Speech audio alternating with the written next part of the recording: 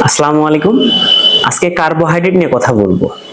সাধারণত মানুষের দৈনিক 130 থেকে 250 গ্রাম কার্বোহাইড্রেট যথেষ্ট। তবে আমাদের বলা হয়ে থাকে আমরা মাছে ভাতে বাঙালি। তবে মাছে ভাতে বাঙালি হলেও আমরা মাছ না খেলেও নিয়মিত 2 থেকে 3 বেলা ভাত খেয়ে থাকি। আর এই কার্বোহাইড্রেট সবচেয়ে উৎকৃষ্ট উৎস হচ্ছে এই ভাত। সম্প্রতি গবেষণা বলছে চাল ভেদে প্রতি 100 গ্রাম চালে 80 থেকে 90 গ্রাম কার্বোহাইড্রেট থাকে।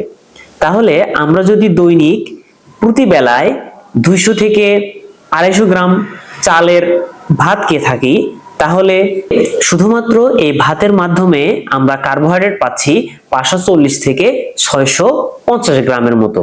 এছাড়াও 2 থেকে 3 বেলা বিভিন্ন স্টার্চযুক্ত খাবারের মাধ্যমেও আমরা কার্বোহাইড্রেট পেয়ে থাকি। এখানে আরেকটি কনসার্ন বিষয় হচ্ছে আমরা অনেক সময় ভাতের পরিবর্তে 1 বেলা অথবা 2 বেলা রুটি খেয়ে থাকি।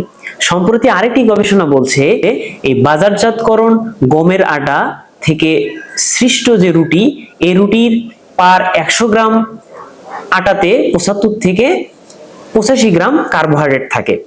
এজন্য আমাদের রুটি খাওয়ার ক্ষেত্রেও সচেতনতা বাড়াতে হবে।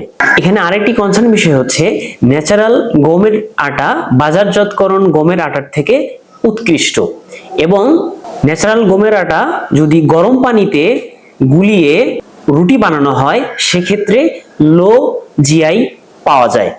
এছাড়া ন্যাচারাল গমের আটাতে নিউট্রিশনাল ভ্যালু পর্যাপ্ত পরিমাণে থাকে, যা কিনা বাজারজাতকরণ গমের আটাতে বা নরমাল আটাতে এই নিউট্রিশনাল ভ্যালু পর্যাপ্ত পরিমাণে থাকে না।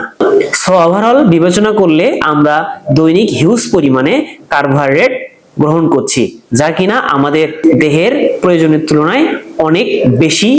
আর এই অতিরিক্ত কার্বোহাইড্রেট গ্রহণ করার ফলে non diabetic person with diabetic পার্সনদের জন্য বিভিন্ন রকম ক্ষতির সম্মুখীন হয়ে দাঁড়াচ্ছে।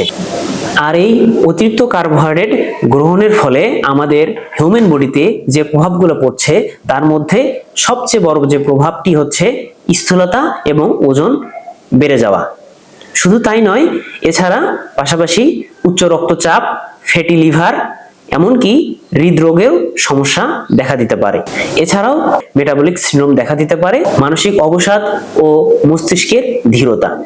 এছাড়া অতিরিক্ত কার্বোহাইড্রেট গ্রহণ করার ফলে নারীদের সবচেয়ে যে বড় সমস্যাটি দেখা দেয় তা হচ্ছে পলিসিস্টিক ওভারি সিনড্রোম। সুতরাং আমাদের 2 অথবা 3 বেলা ভাত ও রুটি খাওয়ার প্রবণতা থেকে বেরিয়ে আসতে হবে এবং অতিরিক্ত কার্বোহাইড্রেট যুক্ত খাবার গ্রহণ করা থেকে বিরত থাকতে হবে। সবাই সুস্থ থাকি, ভালো থাকি। Thank you so much.